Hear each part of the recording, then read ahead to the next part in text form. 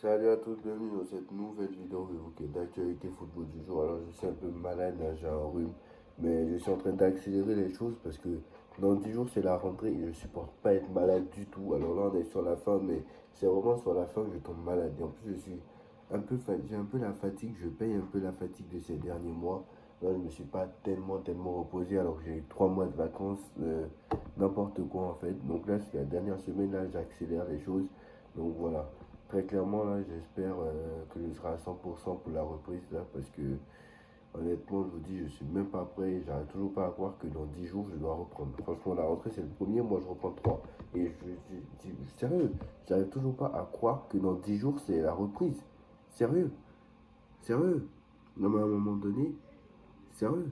Bref, on va revenir au but du sujet parce que ce n'est pas pour raconter tout ça que j'ai fait cette vidéo. On va revenir au but du sujet. Alors, à l'heure où je tourne cette vidéo, il y a un Barça Léventé. Est-ce qu'on débriefera ce match? Peut-être. Mais moi, j'aimerais vous parler d'autre chose. Je suis désolé. On va parler de la défaite de Manchester City cet après-midi contre Tottenham. Alors, comme vous savez, je le sais, Tottenham, on les a joués il y a à peine une semaine. Enfin, il y a presque 2 semaines. On les a joués il y a 10 jours. On les a joués il y a 10 jours. On sait très bien ce qui se passe avec Tottenham. On était mené 2-0. On est revenu à 2-2. Et on a gagné au tir au but. Mais nous, on avait une semaine d'entraînement dans les pattes.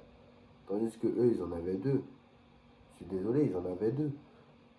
Ils ont eu le temps de faire un match amical. C'est pas le cas du Paris Saint-Germain. Je suis désolé. S'ils ont eu le temps de faire un match amical, ça veut dire qu'ils ont eu plus de jours d'entraînement que nous. Donc à un moment donné, stop en fait. Les recrues qui ont été alignées cet après-midi n'ont rien foutu. Je suis désolé. Moi, il y a un moment donné, Guardiola, je sais pas, mais moi, arrêtez de surestimer Guardiola. Arrêtez de le voir plus fort qu'il ne l'est. Si fort il est d'ailleurs.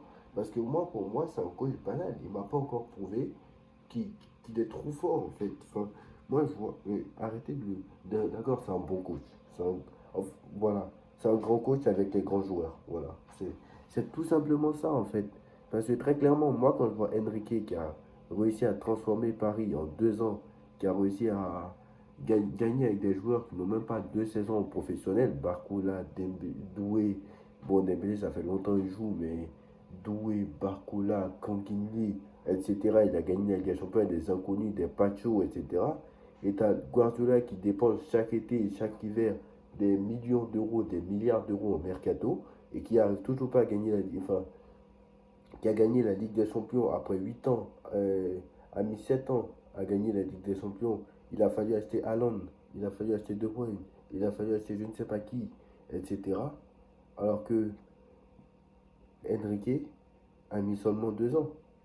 Il a acheté seulement 2 ou 3 joueurs. Les millions d'euros qu'il a achetés, c'est 3 fois moins. Vous allez me dire quoi? Paris dépense depuis 2011.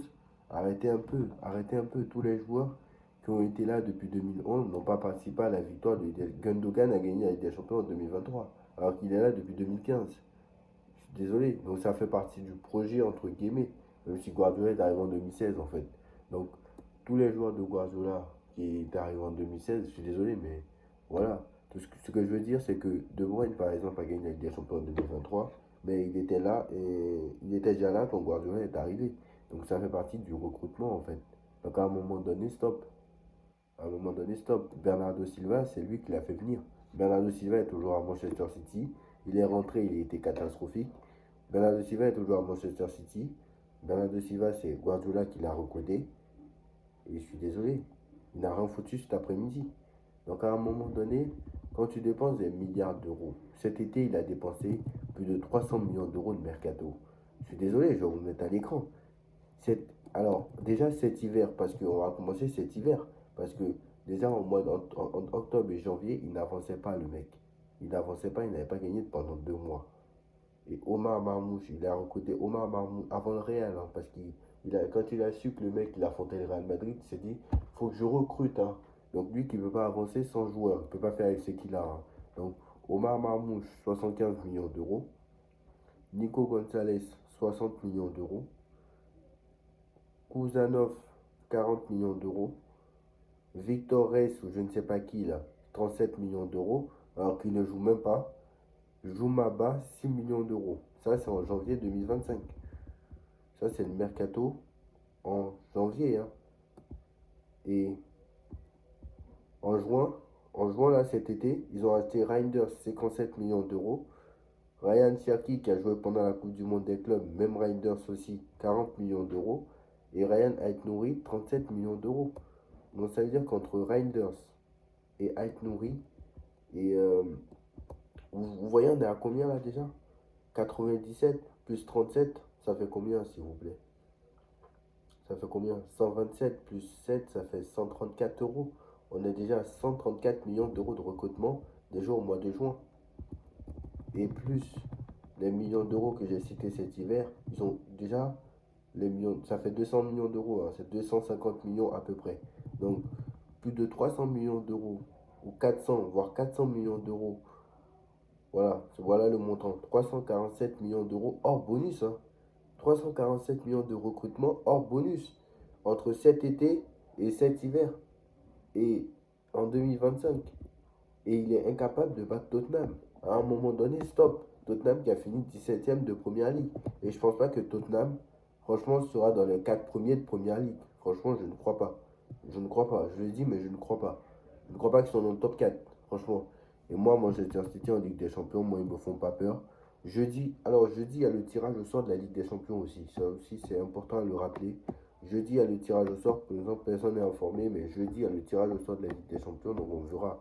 Peut-être on aura pour une fois de la chance. Je ne sais pas.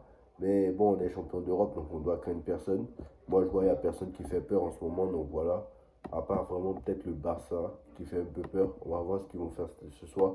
Mais moi, je vous dis, Guardiola, arrêtez de surestimer Guardiola. Guardiola a perdu contre Al Hilal. Je suis désolé. Guardiola s'est fait éliminer en Coupe du Monde octobre par Al Hilal. Il a mis 7 ans à gagner une Ligue des Champions. Il a fallu qu'on lui achète Haaland pour gagner. Je suis désolé. Je suis désolé. Moi, à un moment donné, il faut très clairement mettre Guardiola là où il est. Enfin, Guardiola au Barça, il a fait quoi au Barça? Il a gagné 2 Ligues des Champions. D'accord? Il n'y a pas de souci. Avec qui? Xavi, Iniesta, Busquets, Puyol, Messi, Suarez, Vidal, Abidal. Même moi, j'aurais gagné la Ligue des Champions, sinon plus. Mais même moi, j'aurais gagné la Ligue des Champions. Voilà, on aurait fait tous aussi bien que Guardiola. Ils n'avaient même pas besoin d'entraîneur. Je suis désolé. Ils n'avaient même pas besoin d'entraîneur avec les joueurs qu'il y avait. Donc à un moment donné, stop. Stop en fait. Voilà. Je suis désolé. Au Bayern, il s'est fait éliminer 3 fois d'affilée en demi-finale. Il a gagné la Bundesliga. Bravo. Comme Tourelle a gagné. Comme Nagelsmann a gagné. Comme Compagnie l'a gagné. Comme je ne sais pas qui a gagné. Voilà. Tout le monde a gagné la Bundesliga. Voilà. Et à un moment donné, stop. Tout le monde a gagné la Bundesliga avec le Bayern, tout le monde a gagné la Coupe d'Allemagne, tout le monde a gagné la Super Coupe d'Allemagne, etc., etc., etc. Donc à un moment donné, dites-moi ce que Guardiola a fait d'exceptionnel, à part à Manchester City où il a mis 7 ans à gagner une Ligue des Champions. Voilà. Alors d'accord, c'est très bien. Il a fini 4 fois sur les 5 dernières années premier de Première Ligue. Ça, c'est très très bien. Je le compatis parce que c'est le meilleur championnat du monde, il n'y a pas de souci, etc. Mais avec les milliards d'euros qu'il dépense, est-ce que ce n'est pas normal? Je suis désolé. Avec les milliards d'euros qu'il dépense tous les ans, est-ce que ce n'est pas normal? Donc posons-nous la question, très clairement. Posons-nous la question. Et arrêtez de surestimer Pep Guardiola, de le voir plus vite qu'il ne l'est. D'ailleurs, il a dit, le mec, son contrat s'arrête en 2026, il a dit, je vais prolonger d'1 an, je vais aller jusqu'en 2027. Frère, avec la saison que tu as fait l'année dernière, t'aurais dû déjà te barrer en 2025. Je ne sais pas dans quel coup tu as prolongé. Tu aurais dû dire, donnez-moi, je ne sais pas moi, tu aurais dû dire, tu aurais dû verser des indemnités à Manchester City pour la dernière année de contrat et partir. Je ne sais pas. Au lieu de recruter des joueurs à je ne sais pas combien de milliards d'euros, ils croient que c'est en recrutant les joueurs que ça va faire quelque chose. Alors que, les- regardez les changements, frère. Il fait rentrer Bernardo Silva, mais Bernardo Silva, il est cramé. Il n'a pas digéré sa saison de 2023. Il est encore en 2023, le mec. Le prime de Bernardo Silva en 2023, c'est pas encore passé pour lui. C'est terminé, frère. Donc voilà, moi, Manchester City, ils ne me font pas peur. Et même si je pense que ce sera un des favoris à la Ligue des Champions, on croit que voilà, hein, voilà, faut laisser du temps. On a vu que les équipes, voilà, le Real, ils sont toujours catastrophiques en première. Après, en janvier, ça accélère. Voilà. Tous les clubs sont un peu comme ça, mais moi, je suis désolé, mais quand tu vois le match de ce soir contre Tottenham, qui, franchement, n'est pas non plus, qui est une équipe de Ligue des Champions, il n'y a pas de souci. Mais qui ne fait pas partie de top 5 Première Ligue, enfin, qui ne fait pas partie du top 5 européen, quand même, c'est quand même assez inquiétant. Donc voilà. Face à un mec qui est quand même censé être le meilleur coach du monde. En fait, c'est surtout pour ça que j'ai fait cette vidéo. Face à un mec qui est censé être le meilleur coach du monde. Donc voilà, bref. Chose.